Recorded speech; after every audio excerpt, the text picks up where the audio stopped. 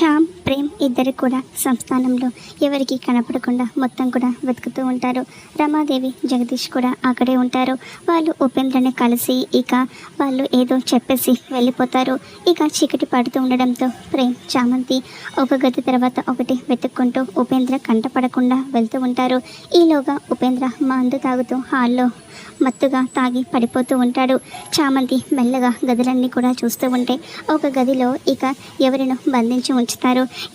గదిలో ఎవరో ఉన్నారు అని చామంతి ప్రేమ్కి చెప్పి ఆ గదిలోకి తీసుకెళ్తూ ఉంటుంది.